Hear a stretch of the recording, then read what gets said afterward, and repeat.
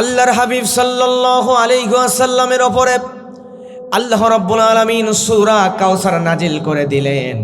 আল্লাহ তাআলা বলেন, যারা জানেন আমার সঙ্গে পড়েন, ইন্না আ'তাইনাকাল কাউসার। আল্লাহ রাব্বুল আলামিন কোরআনের মধ্যে বলছেন, হে নবী, আমি আপনাকে কাউসার দান করেছি। জোরে বলেন সুবহানাল্লাহ। এই কাউসারের অর্থ কিছু সংখ্যক মুফাসসিরগণ করেছেন হাউজে কাউসার। আল্লাহর হাবিব সাল্লাল্লাহু আলাইহি ওয়াসাল্লাম তিনি যখন মেরাজে গেলেন, মেরাজে যাওয়ার পরে নবীজি জান্নাত জাহান্নাম প্রদক্ষিণ করতেছিলেন। এমন সময় নবীজি দেখতে পেলেন চারটা জান্নাতের নদী এক জায়গা দিয়ে প্রবাহমান। নবী আমার জিবরিল আমিনকে জিজ্ঞাসা করলেন, জিবরাইল, ও জিবরাইল, তুমি বলো এইটা কি? আল্লাহর নবীকে জিবরাইল আমিন বলে, ইয়া রাসূলুল্লাহ, এটা হচ্ছে হাউজে কাউসার।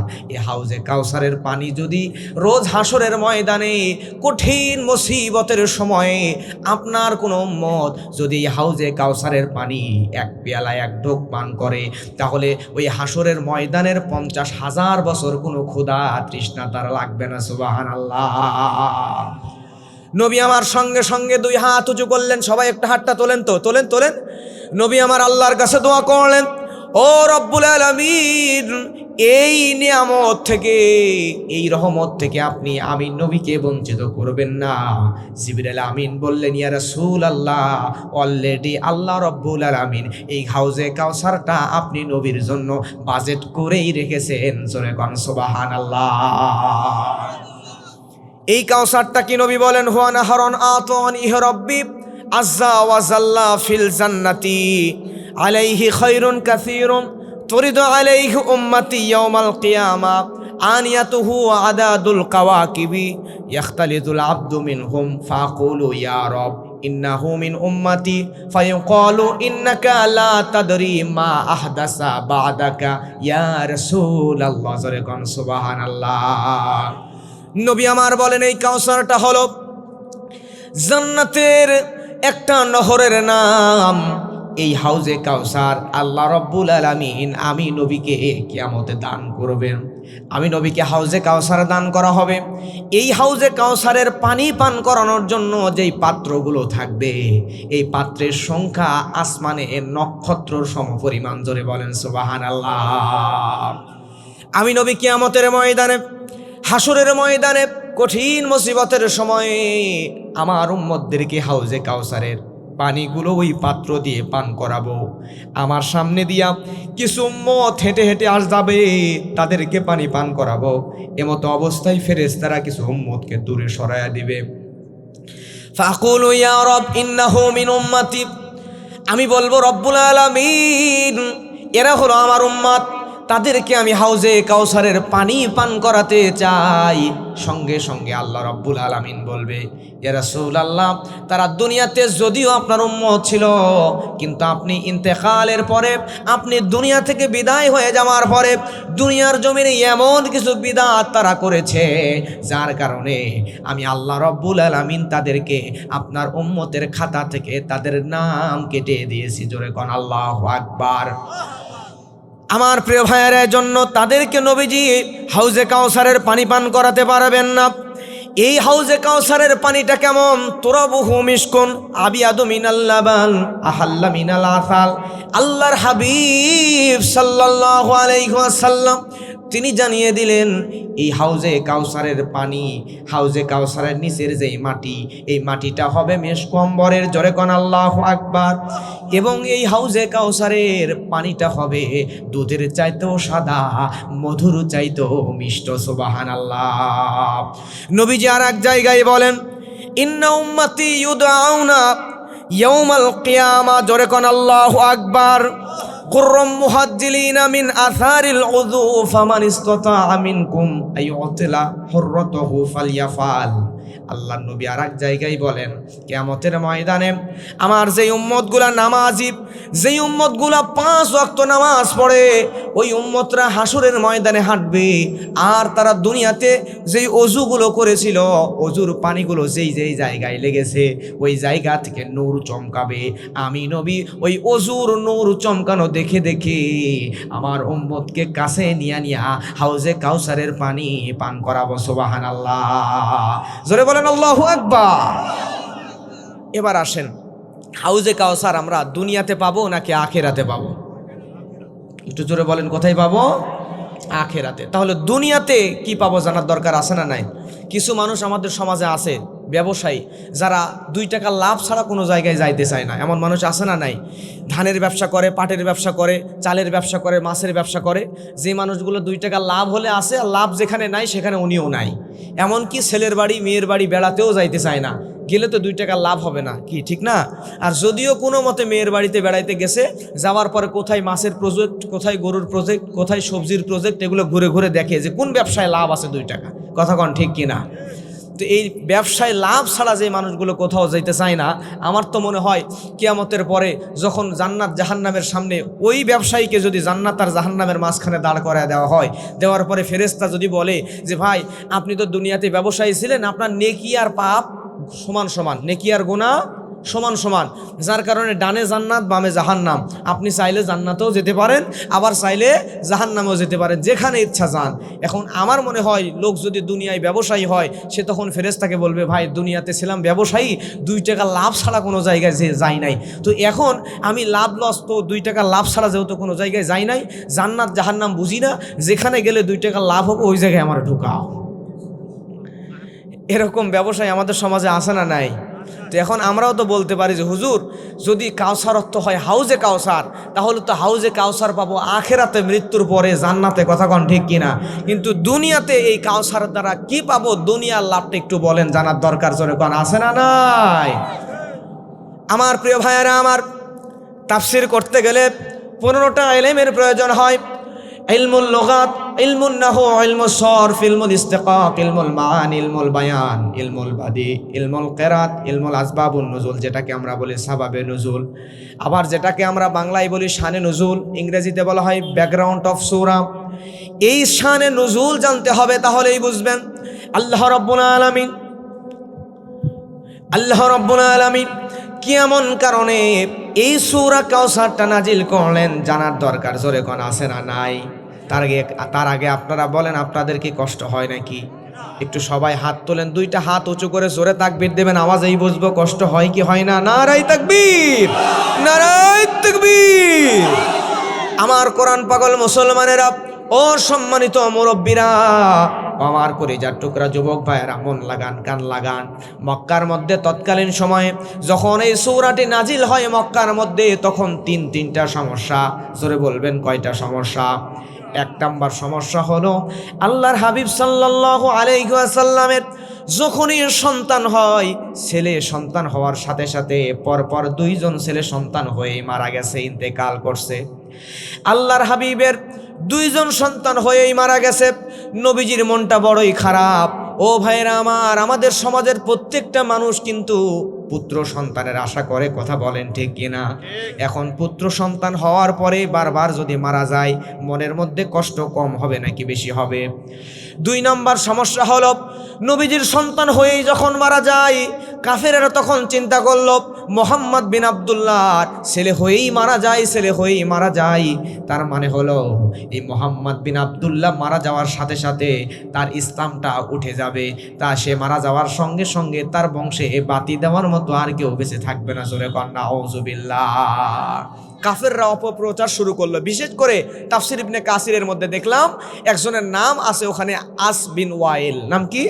আস বিন ওয়াইল। এই লোকটা বদমাইশ, যেখানেই যায় নবীজির বিরুদ্ধে অপপ্রচার করে যে মুহাম্মদ বিন আব্দুল্লাহ মারা যাওয়ার সাথে সাথে তার ইসলামও দুনিয়া থেকে বিদায় হয়ে যাবে, কারণ তার বংশে বাতি দেওয়ার মতো কেউ নাই, ছেলে হলেই মারা যায়। জোরে কর নাউযুবিল্লাহ।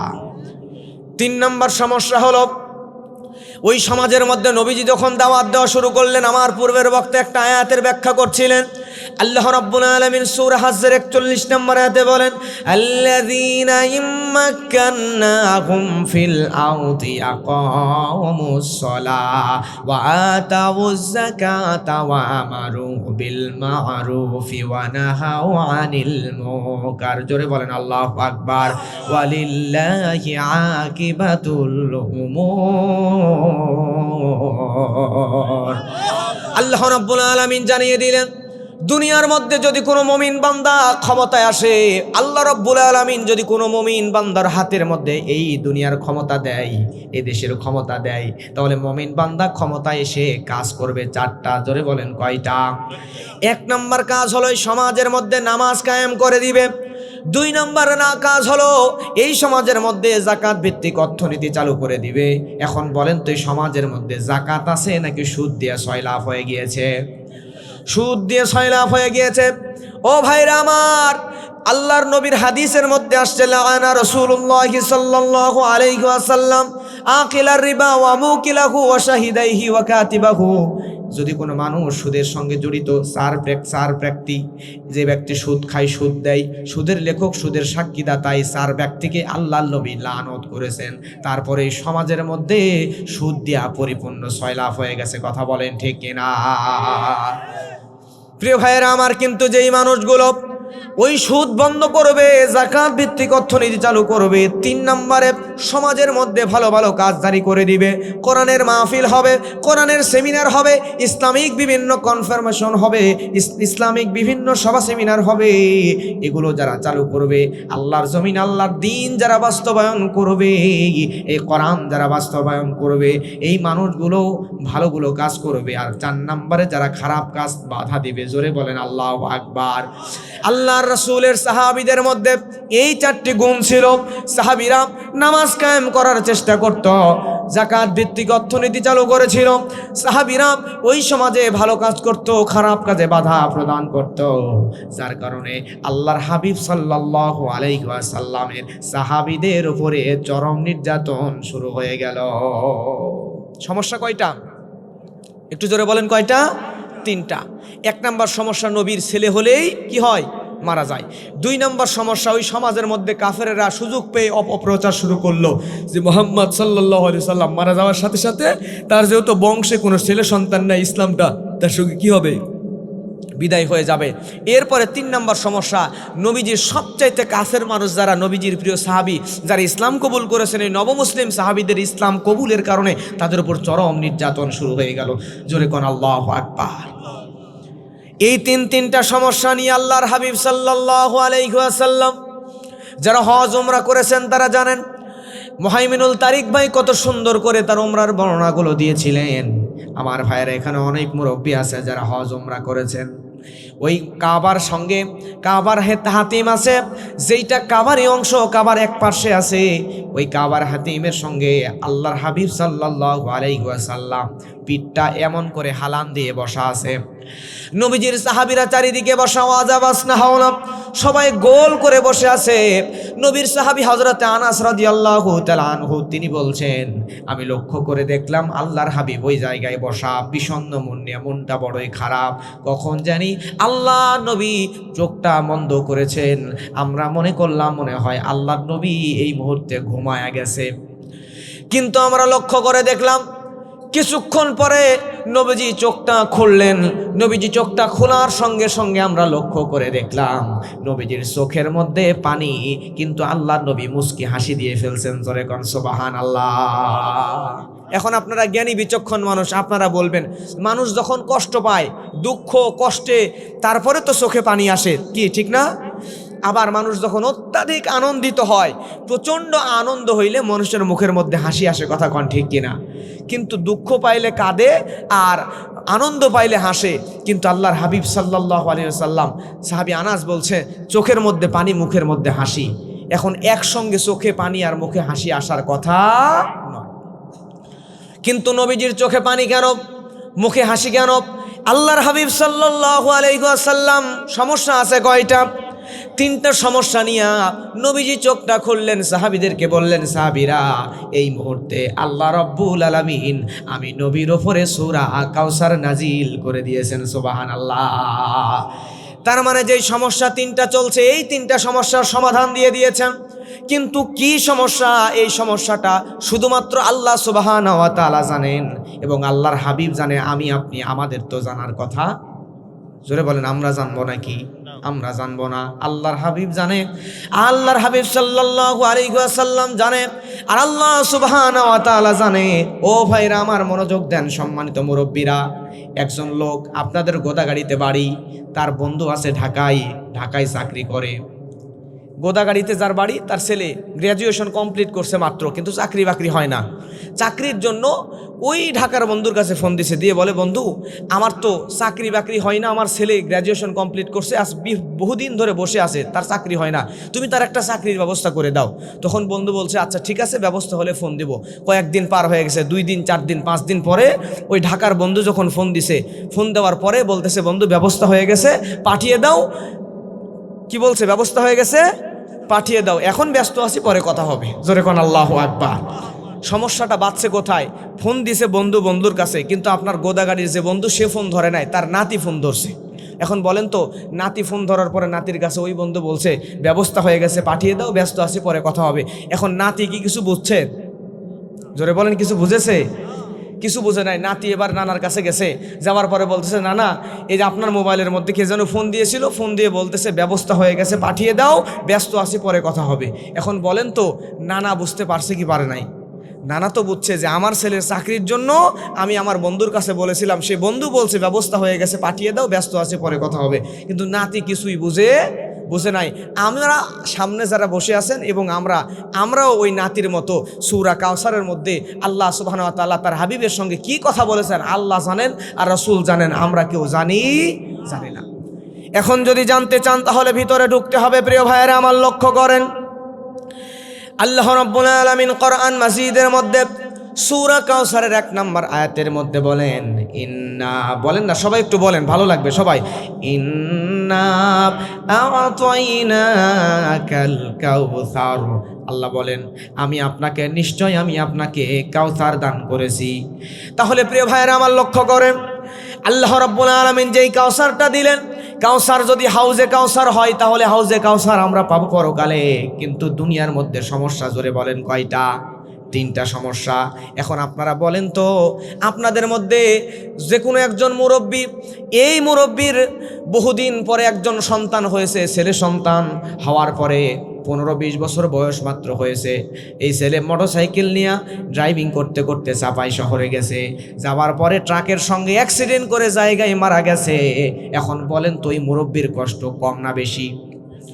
একটাই ছেলে বহুদিন বড় হয়েছে, হওয়ার পরে মারা গেছে। মুরব্বীর বুক ভরা বেদনা, বড়ই কষ্ট, যন্ত্রণা নিয়ে মুরব্বী কাঁদে। এমন সময়ে 2-4 দিন পার হতে না হতে ওই পরিবার, মুরব্বীর যেই ইনকামের দ্বারা চলতো, টাকা পয়সা দ্বারা চলতো, মুরব্বী যেই জায়গায় চাকরি করত, হঠাৎ করে কোম্পানি বন্ধ হয়ে যায়, মুরব্বীর চাকরিটাও চলে গেছে। বলেন তো, মুরব্বীর কষ্ট কমলো নাকি আরো বাড়লো?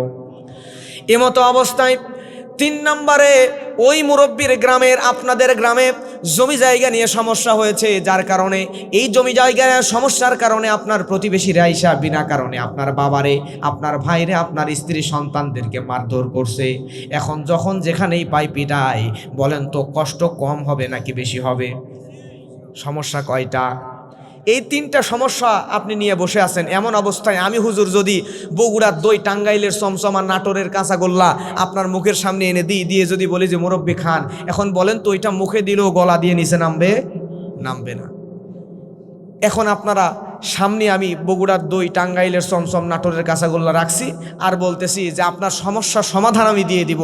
এখন বলেন তো, আগে আপনি ওই জিনিসগুলো, মিষ্টিগুলো খাবেন নাকি সমাধান নেবেন? তাহলে মনে করেন, এই বগুড়ার দই, টাঙ্গাইলের চমচম, নাটোরের কাঁচাগোল্লা, এগুলো ধরে নেন হাউজে কাউসার, পরে নিব। কিন্তু দুনিয়াতে যেই 3টা সমস্যা, 1 নম্বর নবীজির সমস্যা হলো নবীজির ছেলে সন্তান হলেই মারা যায়, দুনিয়াতে থাকে না। 2 নম্বর সমস্যা, নবীজির বিরুদ্ধে অপপ্রচার হয়। এবং 3 নম্বর সমস্যা হলো নবীজির প্রিয় সাহাবীদেরকে বিনা কারণে কাফেরেরা মারধর করে। এই 3টা সমস্যার সমাধান দিলে আগের সমস্যার সমাধান নিব কিনা বলেন? আল্লাহ রাব্বুল আলামিন বলেন, নিশ্চয় আমি আল্লাহ রাব্বুল আলামিন আপনাকে কাউসার দিয়েছি। ইমাম সুয়ুতী রহমাতুল্লাহ আলাইহি তিনি বলেন, আল খায়রুল কাসীরু মিনান নবুওয়াতি ওয়াল কুরআনি ওয়াশ শাফাওয়াতি ওয়া লাহওয়িহা।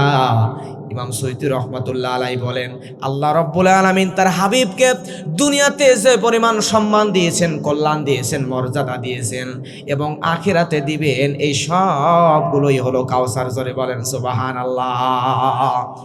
দুনিয়াতে আল্লাহ রাব্বুল আলামিন নবীজিকে কি পরিমাণ সম্মান দিয়েছেন। নবীজি যখন থুতু নিক্ষেপ করতেন জমিনে, নবীর সাহাবীরা ওই থুতুগুলো তুলে নিজের গায়ের মধ্যে মেখে নিতেন। শুধু তাই নয়, নবীজির অজুর পানি নেওয়ার জন্য সাহাবীরা কাড়াকাড়ি লেগে যেতেন। নবীজিকে এত পরিমাণ সম্মান করতেন, নবীজির শরীরের ঘাম দিয়া সাহাবীরা সুগন্ধি হিসাবে সাহাবীরা ব্যবহার করতেন। চিৎকার দিয়ে বলেন সুবহানাল্লাহ। ও আমার কোরআন পাগল মুসলমানেরা, একটু মনোযোগ লাগান। তাবারানির মধ্যে একটা ঘটনা এসেছে। একজন দরিদ্র ব্যক্তি আল্লাহর হাবিব সাল্লাল্লাহু আলাইহি ওয়াসাল্লামের কাছে আয়েশা বলে, নবী, ও নবী, আমি গরিব মানুষ, আমার মেয়ের বিবাহের জন্য একটু সুগন্ধির প্রয়োজন, কিন্তু আমি সুগন্ধি কেনার মতো সামর্থ্য আমার নাই। আপনি যদি একটু সুগন্ধির ব্যবস্থা করে দিতেন। আল্লাহর হাবিব বললেন, আগামী কালকে ফাঁকা একটা কাচের শিশি নিয়ে তুমি আমি নবীর দরবারে আসবা। লোকটা পরের দিনে ফাঁকা একটা শিশি নিয়ে নবীজির দরবারে আসলো। আসার পরে আল্লাহর হাবিবের হাতে ওই শিশিটা দিল। আল্লাহর নবী তার এই বাহুর মধ্যে যেই ঘামগুলো জমা হয়েছে, আল্লাহর হাবিব সাল্লাল্লাহু আলাইহি ওয়াসাল্লাম ওই শিশি নিয়ে নিজের বাহুর মধ্যে এমন করে ঢুকায়া দিয়া ঘামগুলো দিয়া শিশি পূর্ণ করলেন। করার পরে লোকটার হাতে দিয়া বললেন, এই সুগন্ধ, এই আতরটা, এই আমার শরীরের ঘামটা দিয়া নবীজি বললেন, এইটাই তোমার মেয়ের বিয়েতে সুগন্ধি হিসাবে ব্যবহার করে। সুবহানাল্লাহ। লোকটা নিয়ে চলে গেল বাড়িতে। যাওয়ার পরে বিয়ে বাড়িতে সুগন্ধি হিসাবে ব্যবহার করলো। করার পরে একদিন, 2 দিন পার হয়ে গেল, বিয়ে শেষ হয়ে গেল। কিন্তু যেই মানুষই ওই বাড়ির রাস্তা দিয়া যায়, ওই মানুষই নবীজির শরীরের সুঘ্রাণ পায়। জোরে কোন সুবহানাল্লাহ।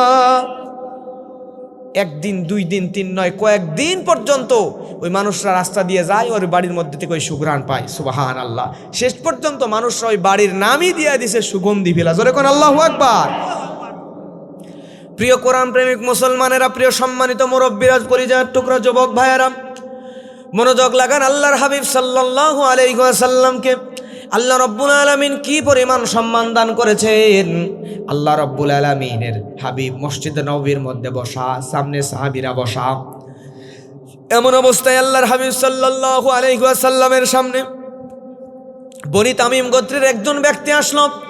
আসার পরে নবীজিকে বলল, ইয়া রাসূলুল্লাহ, ইয়া হাবিব আল্লাহ, আপনি আমাদের বনি তামিম গোত্রের জন্য একটা সর্দারের ব্যবস্থা করে দেন। নবীজি এবার আবু বকরকে বলল, আবু বকর, তুমি বলো কারে নেওয়া যায়। হযরত আবু বকর বললেন, ইয়া রাসূলুল্লাহ, ইবনে মাহবুব তার জন্য ভালো হবে। আবু বকরের পরে নবীজি ওমরকে জিজ্ঞাসা করলেন। হযরত ওমর বললেন, রাসূলুল্লাহ, ইয়া হাবিবাল্লাহ, আকরা ইবনে হাবেস তাদের জন্য বেশি উত্তম হবে। সাহাবীদের মধ্যে গোলযোগ বেঁধে গেল, একটা আওয়াজ জোরে জোরে হয়। আল্লাহর হাবিব চুপটি করে বসে আছেন। নবীজির কণ্ঠের ওপরে সাহাবীদের কণ্ঠ উঠে গেল। আল্লাহর হাবিব সাল্লাল্লাহু আলাইহি ওয়াসাল্লামের ওপরে আল্লাহর নবীর সাহাবীদের কণ্ঠ উঁচু হয়ে যাওয়ার কারণে এটা আল্লাহ রাব্বুল আলামিন বরদাস্ত করতে পারলেন না। আল্লাহ তাআলা কোরআনের আয়াত নাজিল করে দিলেন, যারা জানেন পড়েন, ইয়া আইয়ুহাল্লাযীনা আমানু লা তারফাউ আসওয়াতাকুম ফাওকা সাওতিন নাবিয়্যি ওয়া লা তাজহারু লাহু বিল কওলি কাজহারি বা'দিকুম লিবা'দিন আও তাহবাতু আমালুকুম ওয়া আনতুম লা তাশউরুন। আল্লাহ রাব্বুল আলামিন জানিয়ে দেয়, হে ইমানদারেরা, আমার হাবিবের কণ্ঠের ওপরে তোমাদের কণ্ঠ যদি উঁচু হয়ে যায়, তাহলে আমি আল্লাহ তাআলা তোমাদের জীবনের সমস্ত আমলগুলোকে নিষ্ফল করে দিব। জোরে কোন আল্লাহু আকবার। প্রিয় ভাইয়েরা আমার, লক্ষ্য করেন, নবী সাল্লাল্লাহু আলাইহি ওয়াসাল্লামের এত সম্মান, এই সম্মানগুলো আল্লাহ তাআলা দিয়েছেন। আমরাও যদি আমলের জিন্দেগি গঠন করতে পারি, আল্লাহ তাআলা আমাদেরকেও কিন্তু সম্মানিত করবেন। কথা কন ঠিক কিনা? আমল সে জিন্দেগি बनती है, अमल से जिंदगी बनती है, ए जन्नत भी ए जहन्नम भी, ए खाकी अपनी फितरत है, ना नारी ना नूरी। আমল দিয়ে আমরা যদি জিন্দেগি গঠন করতে পারি, আমল দিয়ে জীবন গঠন করতে পারলে মানুষের জীবন জান্নাতের নূর কিংবা জাহান্নামের আগুন দিয়ে তৈরি হয় না, মানুষের জীবন তৈরি হয় তার আমল দিয়া। জোরে বলেন সুবহানাল্লাহ। ইমাম সুয়ুতি বলেন, আল খায়রুল কাসীরু মিনান নবুওয়াতি ওয়াল কুরআনি ওয়া শাফাআতি। আল্লাহ রাব্বুল আলামিন নবীজিকে ওই শাফায়াতের মর্যাদাটাও দিয়েছিল। ও ভাইরা আমার লক্ষ্য করেন, আল্লাহ রাব্বুল আলামিন নবীকে শাফায়াতের মর্যাদা দিয়েছিল, যেই শাফায়াতের মর্যাদা কিন্তু অন্য সবাই পায় নাই। কষ্ট হয় আপনাদের? একটু হাত তোলেন তো, তোলেন। শীতের দিন খুব কষ্ট। এখন 11টা বেজে গেছে অলরেডি। নারে তাকবীর। আচ্ছা হাত নামান, এভাবে না, সামনের অর্ধেকটা আওয়াজ দেবেন, আপনারা শুনবেন আওয়াজ কার বেশি হয়। হ্যাঁ, সামনের অর্ধেকটা হাত তোলেন, সামনের অর্ধেক। নারে তাকবীর। আচ্ছা নামান, পিছনে। আমার লক্ষ্য করেন, আল্লাহ রাব্বুল আলামিনের হাবিবকে আল্লাহ রাব্বুল আলামিন শাফায়াতের মর্যাদা দিয়েছেন। ওই হাসরের ময়দানে কঠিন মুসিবতের সময় কেউ যখন কাউরে চিনবে না, পিতা পুত্রকে চিনবে না, ভাই বোনকে চিনবে না, বোন ভাইকে চিনবে না, এমন কঠিন মুসিবতের সময় আসবে হাসরের ময়দানে। ওই কঠিন রিমান্ড আমরা সহ্য করতে পারবো না। আমরা দৌড়াইতে দৌড়াইতে চলে যাব আল্লাহ নবী হযরতে আদম আলাইহিস সালামের কাছে। হযরতে আদমের কাছে গিয়ে বলবো, আনতা আবুল বাশার, আপনি হলেন আমাদের পিতা, ও মানব জাতির পিতা আদম। ফাসফা আলানা ইলা রাব্বিক, আমাদের জন্য আপনি একটু আল্লাহ তাআলার কাছে একটু শাফায়াত করেন। জোরে কোন আল্লাহু আকবার। হযরত আদম আলাইহিস সালাম বলবেন, আমি পারবো না, কারণ আল্লাহ রাব্বুল আলামিন আমি আদমকে জান্নাতের ভিতরে দিয়া আমার স্ত্রী হাওয়ার আমাকে বলেছিল, আদম তুই জান্নাতের ভিতরে যেখানে ইচ্ছা যা, যা ইচ্ছা খা, কিন্তু ওই নিষিদ্ধ বৃক্ষের কাছে যাস না। কিন্তু শয়তানের কুমন্ত্রণায় পড়ে আল্লাহর এই অর্ডার আমরা ফলো করতে পারি নাই। এখন যদি আমি আদম তোমাদের জন্য ওই আল্লাহর কাছে গিয়া শাফায়াত করি, আল্লাহ তো বলবে, আদম তুই তো আমার অবাধ্য হয়ে গিয়েছিলি, শয়তানের কুমন্ত্রণায় পড়ে গিয়েছিলি, তখন আমি আদমই তো বাঁচতে পারবো না, তোমাদের জন্য আমি শাফায়াত করতে পারবো না। ইযহাবু ইলা গায়রি, আরেকজনের কাছে যাও। জোরে বলেন আল্লাহু আকবার। আমরা দৌড়ায় চলে যাব নূহ আলাইহিস সালামের কাছে। নবী নূহকে ডাক দিয়ে বলবো, নবী নূহ, ও নবী নূহ, আপনি আমাদের জন্য আল্লাহর কাছে একটু শাফায়াত করেন। নবী নূহ বলবে, আমিও পারবো না, কারণ আমি নবী নূহ আমার উম্মতকে সকালে দাওয়াত দিছি, বিকালে দাওয়াত দিছি, সন্ধ্যায় দাওয়াত দিছি, প্রকাশ্যে দাওয়াত দিছি, গোপনে দাওয়াত দিছি, কিন্তু আমার উম্মতেরা একটা পর্যায়ে কানের মধ্যে আঙ্গুল দিছে, যাতে করে আমি নূহের কোনো কথা তাদের কানের মধ্যে না পৌঁছাই। জোরে কর নাউযুবিল্লাহ। আমি নবী তখন অপরাগ হয়ে গেলাম। আল্লাহ রাব্বুল আলামিন দুনিয়াতে নবীদেরকে মুস্তাজাবুদ দাওয়া বানিয়েছিলেন। প্রত্যেকটা নবীকে আল্লাহ রাব্বুল আলামিন কোনো না কোনো স্পেশাল পাওয়ার দিয়েছেন। হযরত নূহকেও পাওয়ার দিয়েছিলেন, যা দোয়া করবেন নবীরা কবুল করে নেবেন। জোরে বলেন কে? আমি নূহ আমার উম্মতের উপরে এমন বিরক্তি হয়ে গেলাম, শেষ পর্যন্ত আমার উম্মত যখন আমার ওয়াজ শুনে না, আমি আল্লাহর কাছে দোয়া করলাম, ফাদা রাব্বাহু আন্নী মাগলুবুন ফাতাসির। জোরে বলেন আল্লাহু আকবার। আমি আমার আল্লাহর কাছে দোয়া করলাম, রব্বুল আলামিন আমি নূহ অপরাগ হয়ে গিয়েছি, আমি আর পারি না, এই মুহূর্তে আপনি আমার উম্মতের উপরে বদলা নিয়ে নেন। সঙ্গে সঙ্গে আল্লাহ তাআলা ঝড় দিয়া, সাইক্লোন দিয়া, তুফান দিয়া আমার উম্মতকে ধ্বংস করে দিয়েছিল।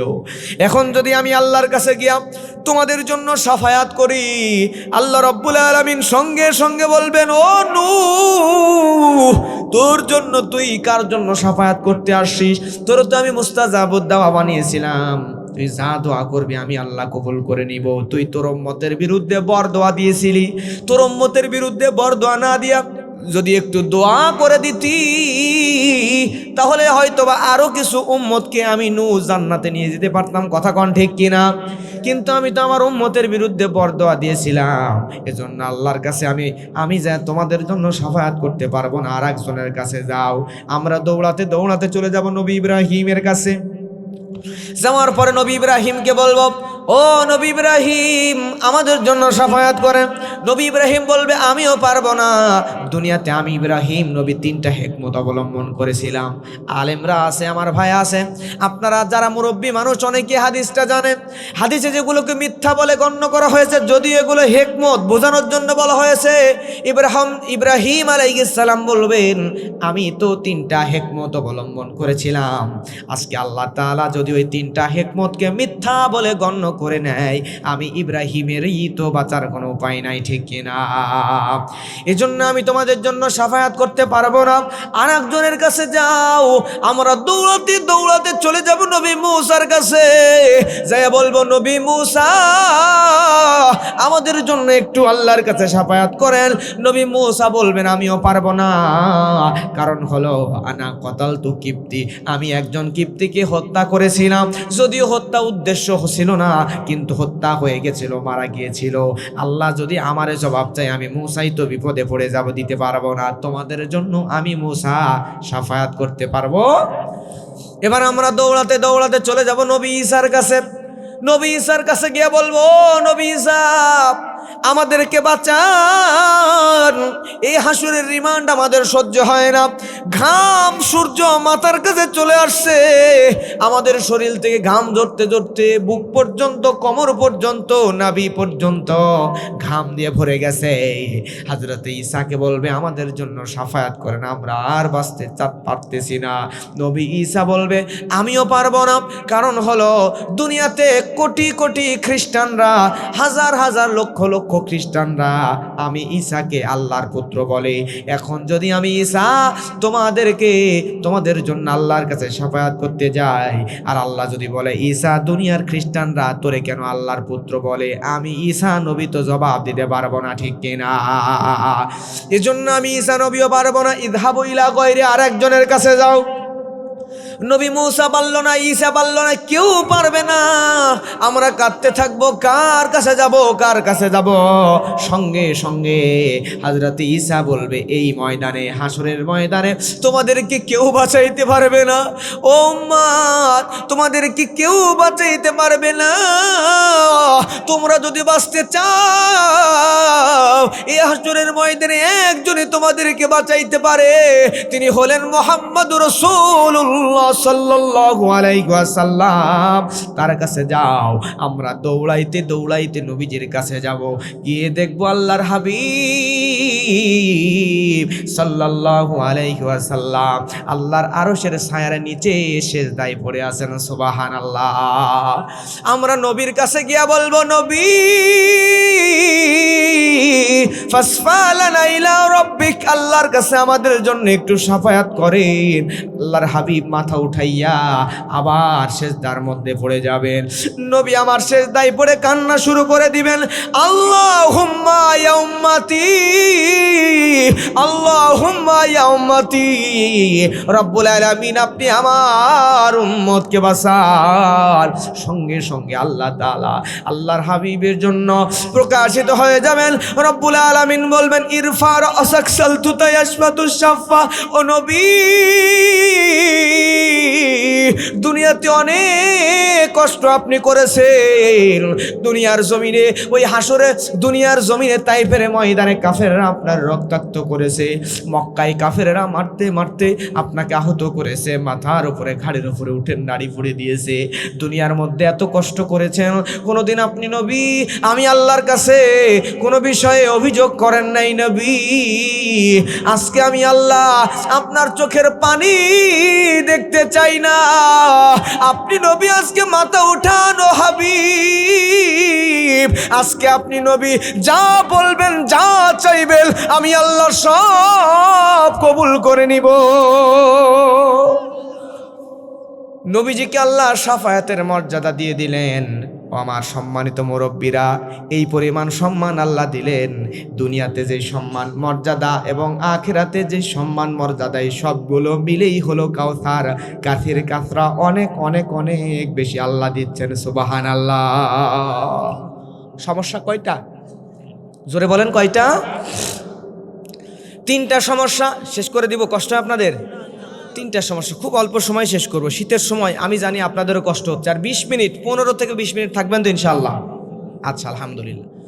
প্রিয় ভাইয়েরা আমার, সমস্যা নাম্বার 1 নাম্বার সমস্যা, আল্লাহ রাব্বুল আলামিন আল্লাহর হাবিবের ছেলে সন্তানকে উঠায় নিলেন কেন? পরপর 2 জন, প্রায় 3 জন সন্তান, ছেলে সন্তান, একজনও দুনিয়ায় জীবিত থাকলো না। পরপর 2 জন ছেলে সন্তান হলেই মারা যায়। এই সন্তানগুলোকে উঠায় নিলেন কেন? কাসির কাসরব সন্তান উঠায় নিয়ে আল্লাহ জানাই, নবী আমি আপনাকে অনেক অনেক দিলাম। 1 নম্বরে আপনার সন্তানকে উঠায় নেওয়ার কারণও হলো 3টা। জোরে বলেন কয়টা? আরো জোরে কয়টা? জোর হলো না, আরো জোরে কয়টা? 3টা কারণে আপনার সন্তানদেরকে আমি আল্লাহ উঠায় নিলাম। 1 নম্বর কারণ হলো, নবীজি আপনি যখন ইন্তেকাল করবেন, আপনি যখন দুনিয়া থেকে বিদায় নিয়ে নেবেন, নেওয়ার পরে আপনার একজন পুত্র সন্তান যদি দুনিয়াতে বেঁচে থাকতো, জীবিত থাকতো, তাহলে এই দুনিয়ার মানুষেরা আপনার পুত্র সন্তানকে আপনার অবর্তমানে গদ্দিনশীল নবী বানায় দিত। কথা কন ঠিক কিনা? নবীর ছেলে, আপনার পরে তো আর কোনো নবী আসবে না, কিন্তু আপনি মারা যাওয়ার পরে, আপনি ইন্তেকালের পরে আপনার কোনো সন্তান, ছেলে সন্তান থাকলে দুনিয়ার জাহেল কিছু মানুষ জোর করে গদ্দিনশীল নবী বানাইতো। আমাদের সমাজে পীরের ছেলে পীর হয় কি হয় না? জোরে বলেন, আছে না নাই? ডাক্তারের ছেলে ডাক্তার হতে গেলে মেডিকেলে পড়তে হয়, ইঞ্জিনিয়ারের ছেলে ইঞ্জিনিয়ার হতে গেলে ইঞ্জিনিয়ারিং পড়তে হয়, টিচারের ছেলে টিচার হতে গেলে পড়ালেখা করতে হয়। কথা বলেন ঠিক কিনা? কিন্তু পীরের ছেলে পীর হতে গেলে ইমান আমল ইবাদত লাগে না। এমনি বাংলাদেশে এমনও পীর আছে, সফা দাড়িও নাই, মোছো নাই, কিন্তু পীরের ছেলে পীর হয়ে বসে আছে। কথা বলেন ঠিক কিনা? প্রিয় ভাইয়েরা আমার, লক্ষ্য করেন, আল্লাহ তাআলা নবীকে জানাচ্ছেন, নবী আপনার পুত্র সন্তানকে উঠে নেওয়ার 1 নম্বর কারণ হলো, আমি আল্লাহ রাব্বুল আলামিন আপনার পরে তো দুনিয়াতে আর কোনো নবী দিব। আল্লাহ রাব্বুল আলামিন জানান সূরা আহজাবের মধ্যে বলেন, মা, যারা জানেন পড়েন, মা কানা মুহাম্মাদুন আবা আহাদিম মির রিজালিকুম ওয়ালাকির রাসূলুল্লাহ ওয়া খাতামান নাবিয়্যিন। জোরে বলেন আল্লাহু আকবার। আল্লাহ রাব্বুল আলামিন জানিয়ে দিচ্ছেন, নবী আমি আপনাকে কোনো পুরুষ মানুষের পিতা বানাই নাই, কোনো পুরুষ মানুষের পিতা আপনারে বানাই নাই, এবং আপনি হলেন শেষ নবী, সর্বশেষ নবী। জোরে বলেন না সুবহানাল্লাহ।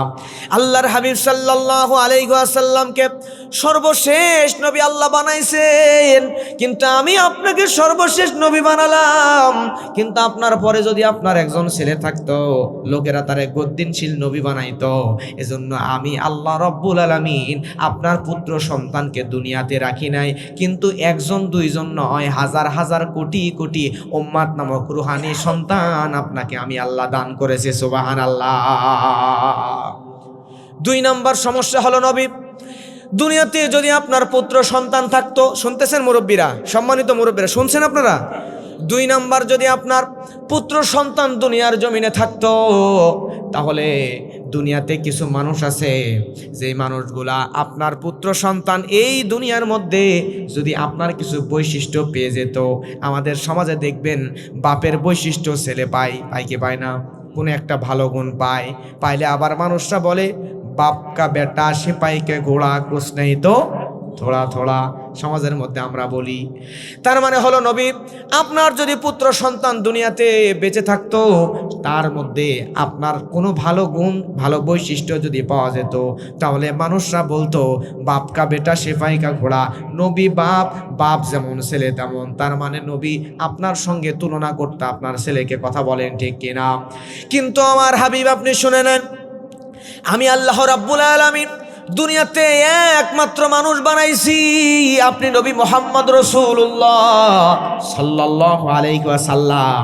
আপনার মতো বৈশিষ্ট্য দিয়া, আপনার মতো চরিত্র দিয়া, আদর্শ দিয়া আমি আল্লাহ দুনিয়াতে আর দ্বিতীয় কোনো মানুষ বানাই নাই। আপনি এক এবং আপনি এমন অনন্য একজন মানুষ, আপনার মতো দ্বিতীয় এমন সম্মানিত মানুষ আমি আল্লাহর বানাই নাই।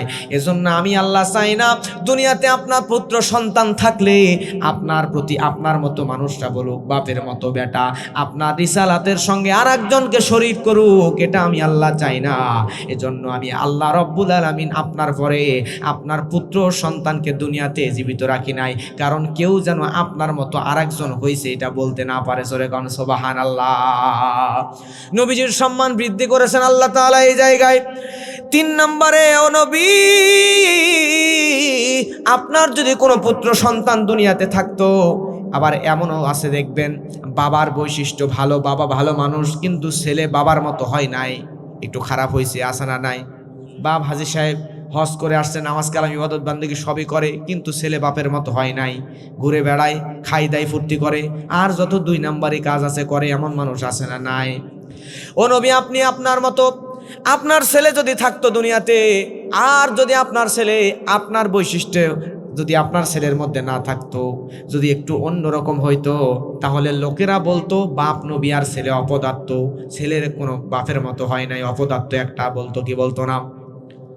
কথা বলেন, বলতো কি না? বাপ হয়েছে নবী আর ছেলে একটা অপদার্থ। এখন যদি বাপ নবী ছেলে অপদার্থ, ছেলেকে যদি খারাপ বলতো, এখান থেকেও বাবা একটু অসম্মানিত হইতো কি হইতো না? সমাজে কিছু কুটনি বুড়ি আছে দেখবেন, যাদের কাজই ভুল ধরা, কার বউ নিয়ে কে পালাইছে, কার মেয়ের সাথে কার প্রেম ভালোবাসা, দুনিয়ার যত খবর সব ওই বুড়ির কাছে থাকে, যেন মনে হয় যে গরিবের বিবিসি বাংলা, সমস্ত খবর তার কাছে আছে। তো এইরকম একজন বুড়ি যেখানেই যায়, ওই এলাকার মধ্যে যুবকরা যখনই বিয়ে করে ওখানে চলে যায়, যাওয়ার পরে যুবকের বউয়ের পা থেকে মাথা পর্যন্ত দেখে, দেখার পরে দেখে কোনো ভুল ত্রুটি আছে কিনা, যেই দোষ বা ত্রুটি পায় ওইটা নিয়ে বলে বেড়ায় এটা ভালো না। যদি লম্বা চুল হয় বলবে লম্বা চুলের মেয়ে ভালো না, বেশি লম্বা মেয়ে হলে বলবে লম্বা মেয়ে তাড়াতাড়ি কোমর বাঁকা হয়ে যাবে, যদি খাটো হয় তো বলবে সামসেটের ওপর জিনিস তো নামাতেই পারবে না। এবার যদি একটু কালো হয় তখন বলে যে কালো মেয়ে রাতের বেলা লাইট না বাড়লে দেখতেই পাবে না। মানে যত সমস্যা তুলে ধরে। একজন যুবক চিন্তা করছে যে বিয়ে করব, কিন্তু এই বুড়িকে জব্দ করা লাগবে। এই যুবক মনে মনে ভাবছে এমন নিখুঁত একটা মেয়ে, নিখুঁত মানে বুঝছেন, যার মধ্যে কোনো দোষ নাই ত্রুটি নাই, এমন নিখুঁত একটা ভালো মেয়েকে বিয়ে করব, যে মেয়ের কোনো দোষ ত্রুটি এই বুড়ি ধরতে পারবে না। এক যুবক কথা যা কাজও তাই বিয়ে করছে নিখুঁত একটা মেয়েকে, যার মধ্যে কোনো দোষ ত্রুটি নাই। পরের দিন সকালবেলা ওই যুবকের বাড়িতে ওই বুড়ি চলে আসছে। আসার পরে মাথা থেকে পা পর্যন্ত ভালো করে দেখছে, দেখার পরে দেখে এই মেয়ের কোনো ভুল নাই, বুড়ি কিছু তো একটা বের করতেই হবে। শেষ পর্যন্ত বুড়ি যাওয়ার আগে বলতেছে বেশি ভালো ভালো লয়। প্রিয় ভাইয়েরা আমার, লক্ষ্য করেন, কষ্ট হয় আপনাদের? অসম্মানিত মুরব্বীরা, ও কলিজার টুকরা যুবক ভাইয়েরা, তাহলে নবীকে আল্লাহ জানাচ্ছেন, নবীজি আল্লাহ এটা বোঝাচ্ছেন, নবী 3 নম্বরে আপনার পুত্র সন্তানকে আমি আল্লাহ তুলে নিলাম। কারণ হলো আপনার যদি পুত্র সন্তান থাকতো, বৈশিষ্ট্য যদি আপনার মতো হতো, লোক তো বলতো বাপের মতো হয়েছে, রিসালাতের সাথে শরীক করে ফেলতো, আপনার মতো আর মানুষ বানাই নাই। আর যদি বৈশিষ্ট্য যদি কম হতো, তাহলে বলতো অযোগ্য অপদার্থ, বাপ নবী আর ছেলে অযোগ্য অপদার্থ।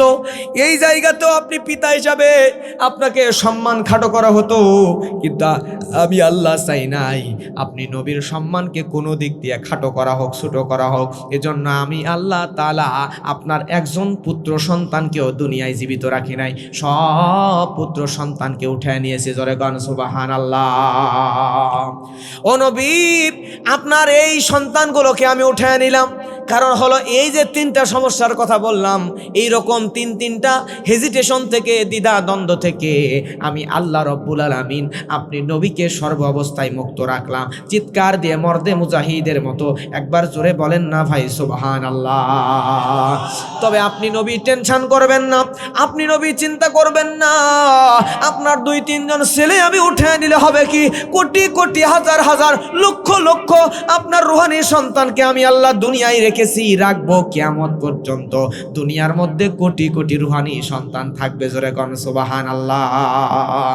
আজকে ওই দুনিয়াতে দেখেন, এখানে অনেক যুবক বসে আছে, অনেক মুরব্বী বসে আছে, যেই যুবকগুলা, যেই মুরব্বীগুলা এমন আছে যে জীবনে নামাজ পড়ে না, মসজিদে যায় না, কিন্তু মুসলমান। সে যদি শুনে আল্লাহর নবীকে নিয়ে কেউ কটূক্তি করছে, উল্টা পাল্টা কথা বলছে, বাজে মন্তব্য করছে, ওই যুবক আর মুরব্বী নামাজ না পড়তে পারে, কোরআন না পড়তে পারে, কিন্তু নবীজির মহব্বতে জীবনের মায়া ত্যাগ করে ওই লোকের জিহ্বা টেনে ছিঁড়ে ফেলবে। জোরে বলেন ঠিক কিনা? প্রিয় ভাইয়েরা আমার, লক্ষ্য করেন আল্লাহর হাবিব সাল্লাল্লাহু আলাইহি ওয়াসাল্লাম 2 নাম্বার ওই মক্কার মধ্যে সমস্যা, নবীজির বিরুদ্ধে আজবিন ওয়াইল সহ কাফেরেরা অপপ্রচার করছে। মনে আছে নাকি ভুলে গেছেন?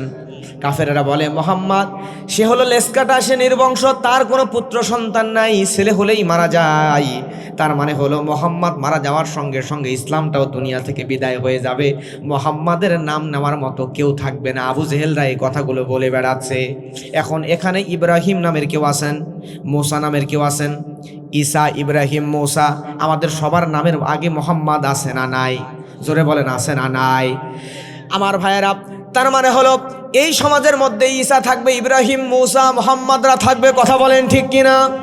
কিন্তু একজন এই সমাজের মধ্যে, এলাকার মধ্যে ফেরাউন নামে কেউ আছে, নমরুদ নামে কেউ আছে, কেউ নাই। আবু জেহেল নামে মনে হয় আছে। তার মানে আবু জেহেল নাই, আবু লাহাব নাই, নমরুদ নাই, ফেরাউন নাই, কিন্তু ইব্রাহিম আছে, মুসা আছে, ঈসা আছে, মোহাম্মদ আছে।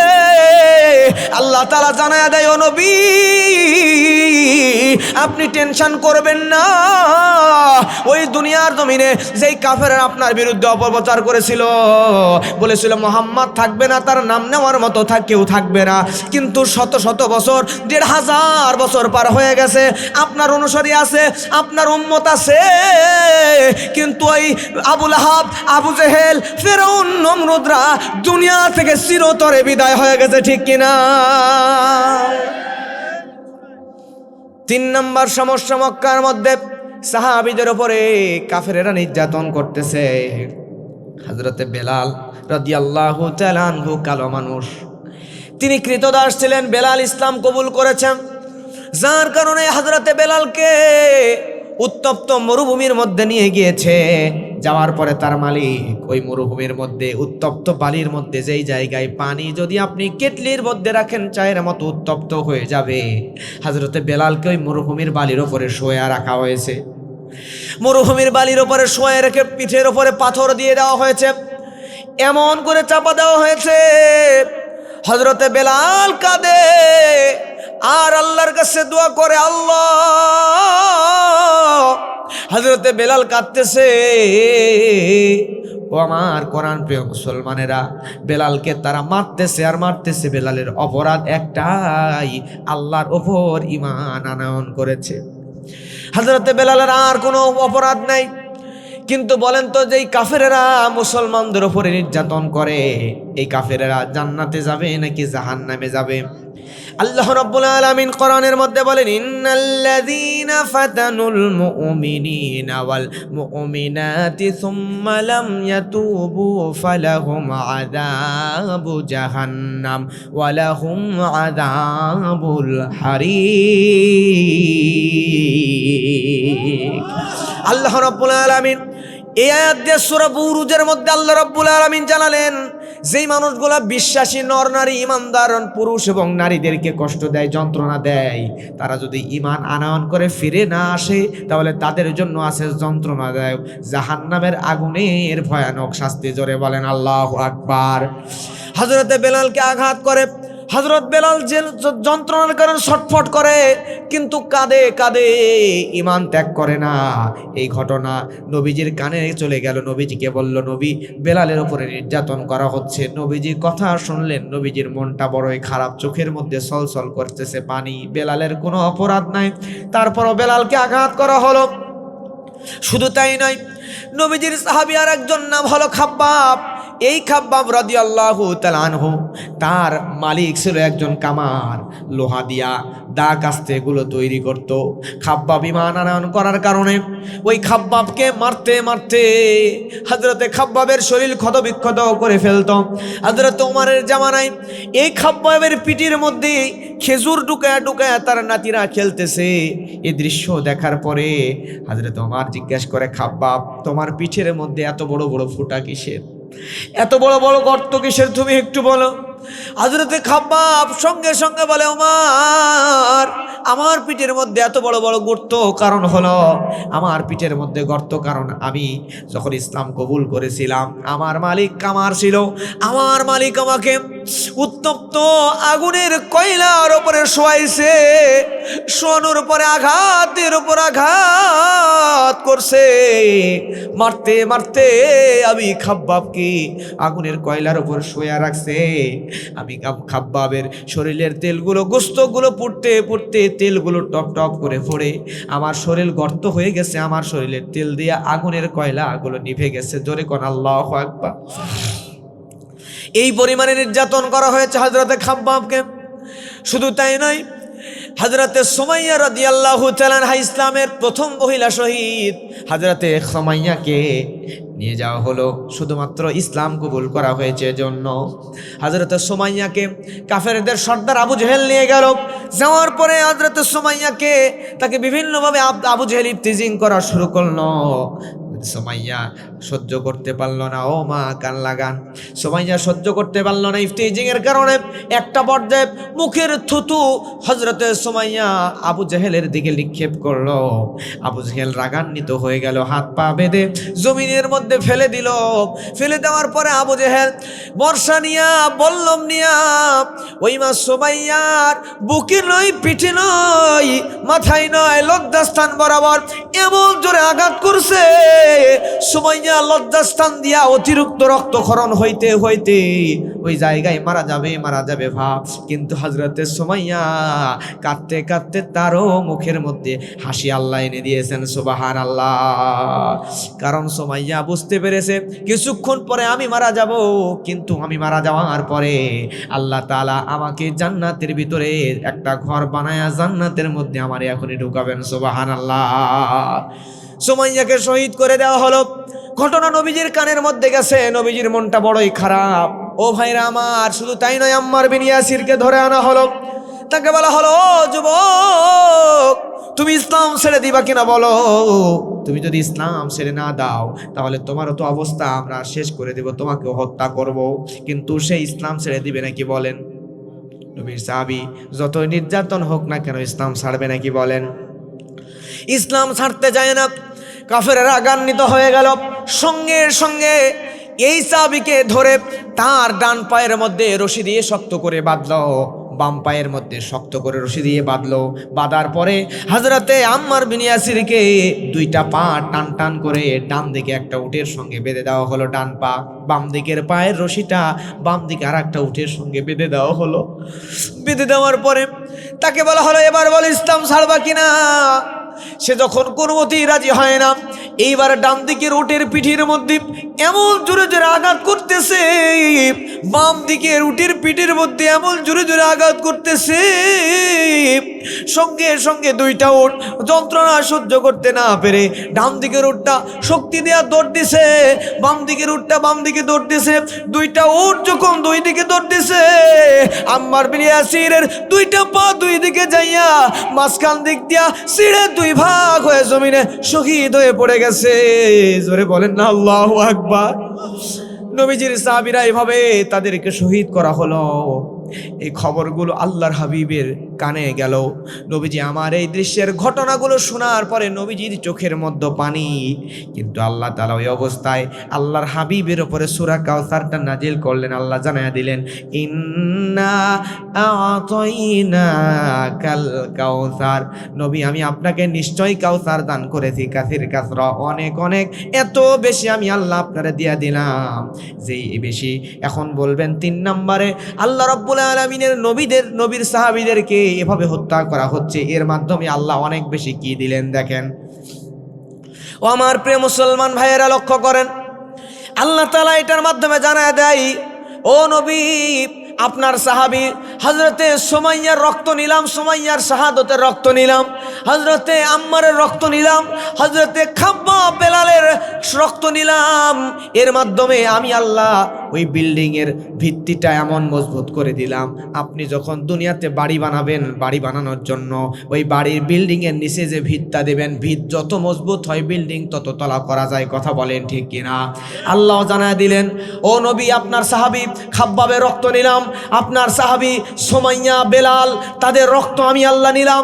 নেওয়ার মাধ্যমে এই ইসলামের ভিত্তিটা মজবুত করে দিলাম।